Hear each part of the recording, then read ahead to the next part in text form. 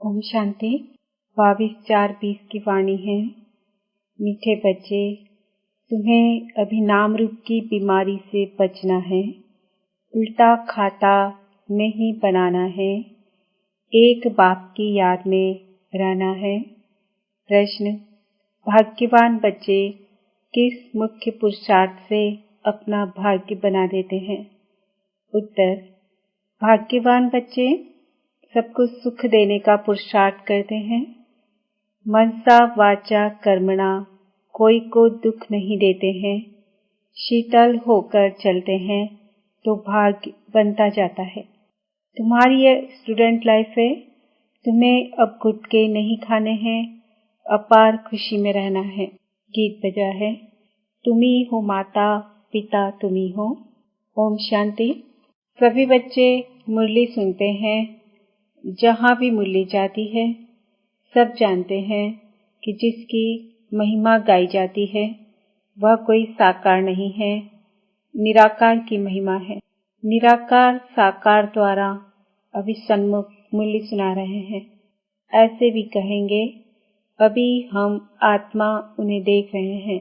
आत्मा बहुत सूक्ष्म है, इन आंखों से देखने में नहीं आती। भक्ति मार्ग में भी जानते हैं कि हम आत्मा सूक्ष्म है, परंतु पूरा रहस्य बुद्धि में नहीं है कि आत्मा है क्या। परमात्मा को याद करते हैं, परंतु वह है क्या यह दुनिया नहीं जानती। तुम भी नहीं जानते थे। अभी तुम बच्चों को निश्चय है यह कोई लौकिक टीचर व संबंधी भी नहीं। जैसे सृष्टि में और मनुष्य है वैसे ही दादा भी था। तुम जब महिमा गाते थे, त्वमेव माता पिता त्वमेव, त्वमेव बंधुज सखा त्वमेव, त्वमेव विद्या द्वर्णम त्वमेव, त्वमेव सर्वम मम देवदेव, तो समझते थे ऊपर में है। अभी बाप कहते हैं, मैंने इसमें प्रवेश किया है, मैं वही इसमें हूँ। आगे तो बहुत प्रेम से महिमा गाते थे, डर भी रखते थे। अभी तो वह यहाँ इस शरीर में आए हैं। जो निराकार था वह अब साकार में आ गया है। वह बैठ बच्चों को सिखलाते हैं। दुनिया नहीं जानती कि वह क्या सिखलाते हैं। वह तो गीता का भगवान कृष्ण समझते हैं। कह देते हैं वह राजयोग सिखलाते हैं। अच्छा, बाकी बाप क्या करते हैं?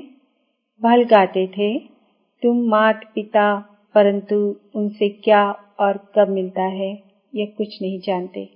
गीता सुनते थे तो समझते थे कृष्ण द्वारा राजयोग सीखा था। फिर वह कब आकर सिखलाएंगे वह भी ध्यान में आता होगा। इस समय यह वही महाभारत लड़ाई है तो जरूर कृष्ण का समय होगा। जरूर वही हिस्ट्री ज्योग्राफी रिपीट होनी चाहिए। दिन प्रतिदिन समझते जाएंगे। जरूर गीता का भगवान होना चाहिए।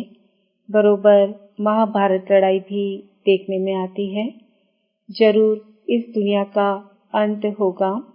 दिखाते हैं पांडव पहाड़ पर चले गए तो उनकी बुद्धि में यह आता होगा, बरोबर विनाश तो सामने खड़ा है, अब कृष्ण है कहाँ। ढूंढते रहेंगे जब तक तुमसे सुने कि गीता का भगवान कृष्ण नहीं शिव है। तुम्हारी बुद्धि में तो यह बात पक्की है, यह तुम कभी भूल नहीं सकते। कोई को भी तुम समझा सकते हो गीता का भगवान कृष्ण नहीं शिव है। दुनिया में तो कोई भी नहीं कहेगा सिवाय तुम बच्चों के। अब गीता का भगवान राजयोग सिखलाते थे तो जरूर इससे सिद्ध होता है नर से नारायण बनाते थे। तुम बच्चे जानते हो भगवान हमको पढ़ाते हैं, बरोबर नर से नारायण बनाते हैं। इन लक्ष्मी नारायण का स्वर्ग में राज्य था ना। अभी तो वह स्वर्ग भी नहीं है तो नारायण भी नहीं है, देवताएं भी नहीं है। चित्र है जिससे समझते हैं, यह होकर गए हैं। अभी तुम समझते हो। इन्हों को कितने वर्ष हुए तुमको पक्का मालूम है। आज से 5000 वर्ष पहले इन्हों का राज्य था। अभी तो है अंत। लड़ाई भी सामने खड़ी है। जानते हो बाप हमको पढ़ा रहे हैं, सभी सेंटर्स में पढ़ते भी हैं तो पढ़ाते भी हैं। पढ़ाने की युक्ति बड़ी अच्छी है, चित्रों द्वारा समझानी अच्छी मिल सकेगी। मुख्य बात है गीता का भगवान शिव व कृष्ण, फर्क तो बहुत है ना। सदगति दाता, स्वर्ग की स्थापना करने वाला अथवा आदि सनातन देवी देवता धर्म की फिर से स्थापना करने वाला शिव या श्री कृष्ण। मुख्य है ही 3 बातों का फैसला, इस पर ही बाबा जोर देते हैं।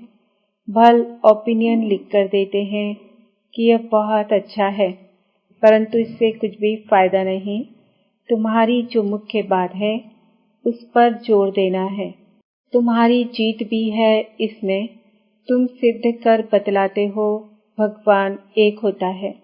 ऐसे नहीं कि गीता सुनाने वाले भी भगवान हो गए। भगवान ने इस राजयोग और ज्ञान द्वारा देवी देवता धर्म की स्थापना की। बाबा समझाते हैं बच्चों पर माया का वार होता रहता है।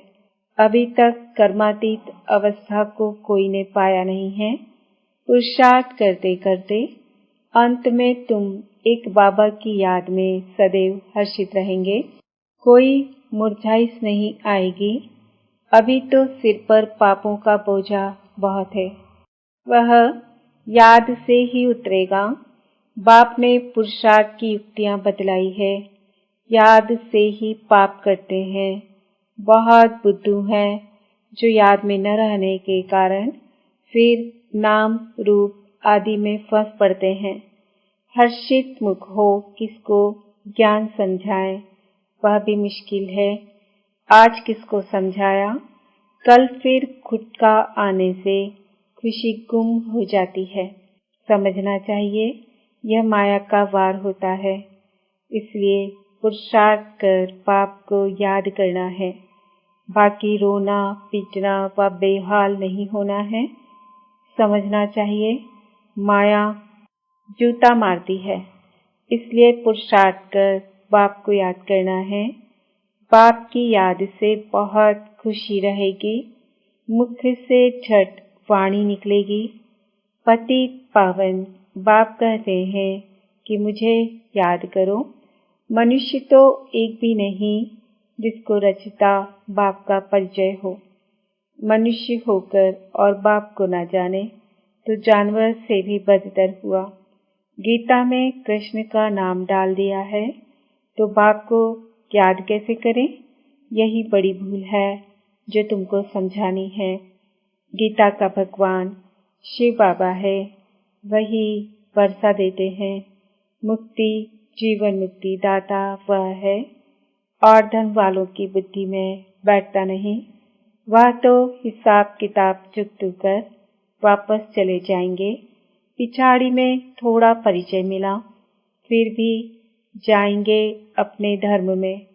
तुमको बाप समझाते हैं तुम देवता थे, अभी फिर बाप को याद करने से तुम देवता बन जाएंगे। विकर्म विनाश हो जाएंगे। फिर भी उल्टे सुलटे धंधे कर लेते हैं। बाबा को लिखते हैं आज हमारी अवस्था मुरझाई हुई है। बाप को याद नहीं किया, याद नहीं करेंगे तो जरूर मुरझाएंगे। यह है ही मुर्दों की दुनिया, सभी मरे पड़े हैं। तुम बाप के बने हो तो बाप का फरमान है मुझे याद करो तो विकर्म विनाश हो जाए। यह शरीर तो पुराना तमो प्रधान है, पिछाड़ी तक कुछ न कुछ होता रहेगा। जब तक बाप की याद में रह कर्मातीत अवस्था को पाए तब तक माया हिलाती रहेगी, किसको भी छोड़ेगी नहीं। जांच करते रहना चाहिए कि माया कैसे धक्का खिलाती है। भगवान हमको पढ़ाते हैं, यह भूलना क्यों चाहिए। आत्मा कहती है हमारा प्राणों से प्यारा वह बाप भी है। ऐसे बाप को फिर तुम भूलते क्यों हो। बाप धन देते हैं दान करने के लिए। प्रदर्शनी मेले में तुम बहुतों को दान कर सकते हो। आप ही शौक से भागना चाहिए। अभी तो बाबा को ताकीद करनी पड़ती है, उमंग दिलाना पड़ता है। जाकर समझाओ, उसमें भी अच्छा समझा हुआ चाहिए। देह अभिमानी का तीर लगेगा नहीं। तलवारें भी अनेक प्रकार की होती है ना, तुम्हारी भी योग की तलवार बड़ी तीखी चाहिए। सर्विस का उल्लास चाहिए, बहुतों का जाकर कल्याण करें।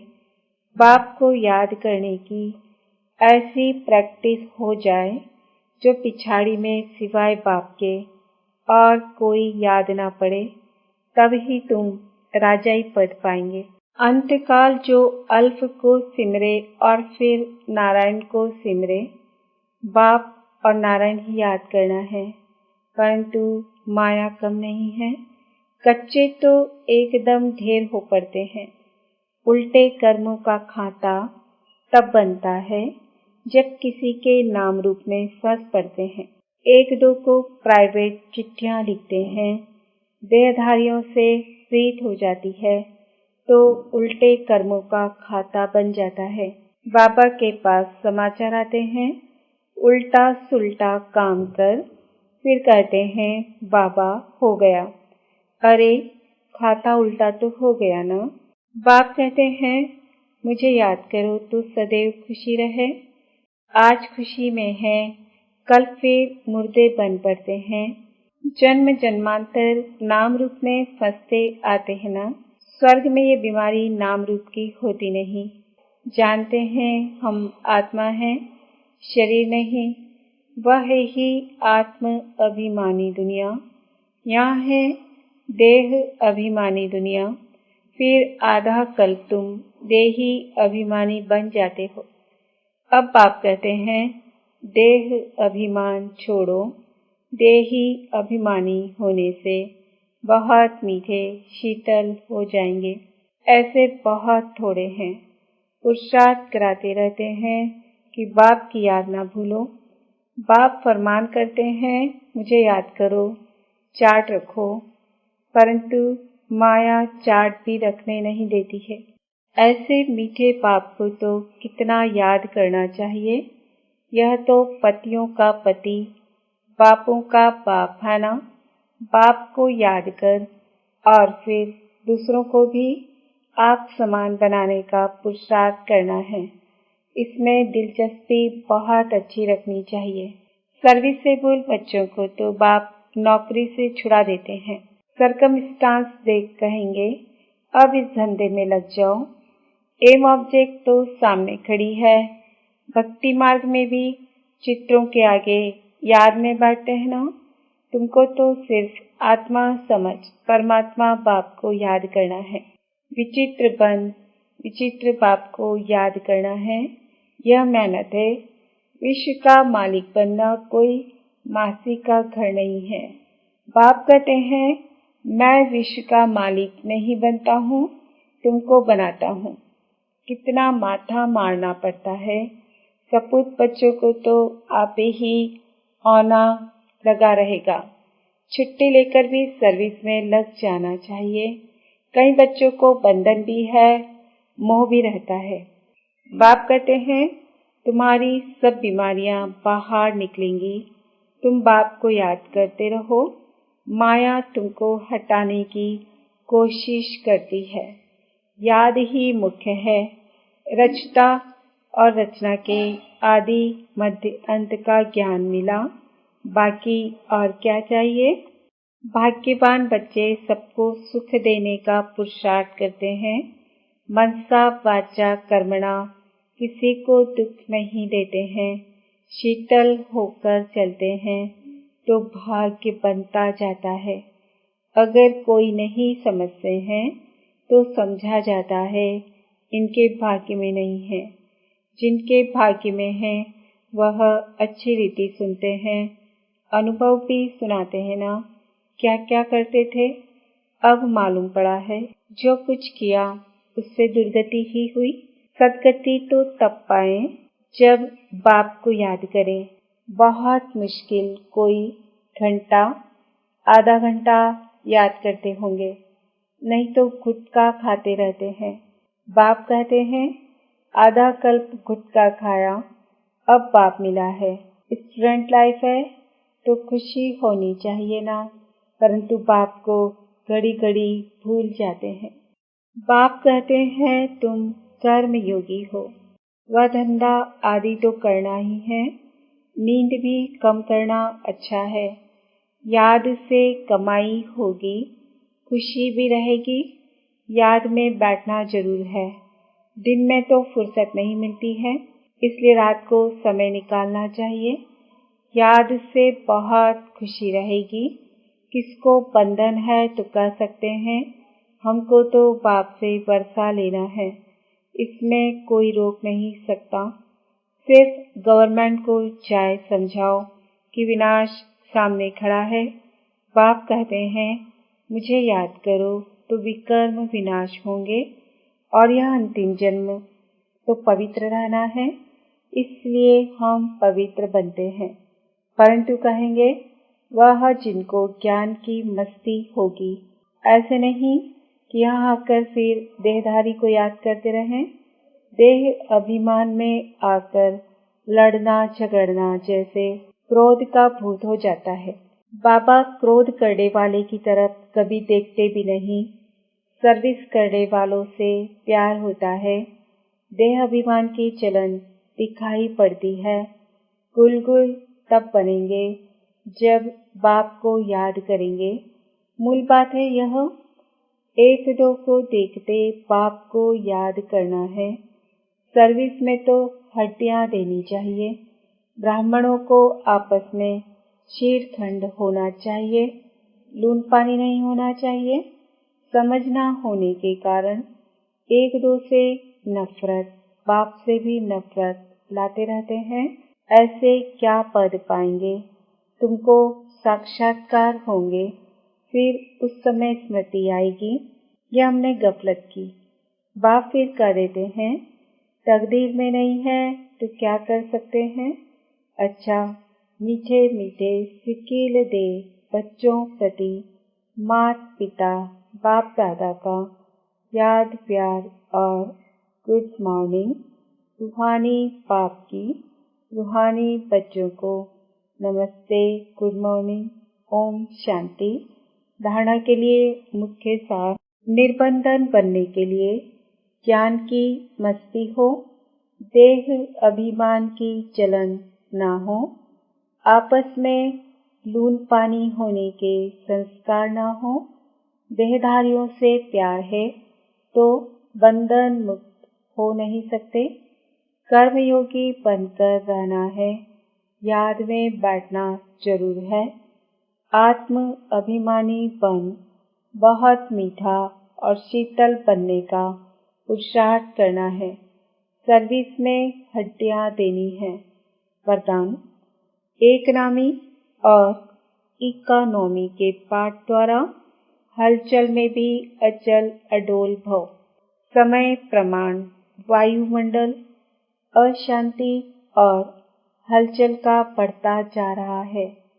ऐसे समय पर अचल अडोल रहने के लिए बुद्धि की लाइन बहुत क्लियर होनी चाहिए। इसके लिए समय प्रमाण, टचिंग और कैचिंग पावर की आवश्यकता है। इसको बढ़ाने के लिए एक नामी और इकोनॉमी वाले बनो। एक नामी और इकोनॉमी करने वाले बच्चों की लाइन क्लियर होने के कारण बाप दादा के डायरेक्शन को सहज खींचकर हलचल में भी अचल अडोल रहते हैं। स्लोगन, स्थूल सूक्ष्म कामनाओं का त्याग करो, तब किसी भी बात का सामना कर सकेंगे। आज का सम्मान है, मैं आत्मा अचल अडोल हूँ। ओम शांति।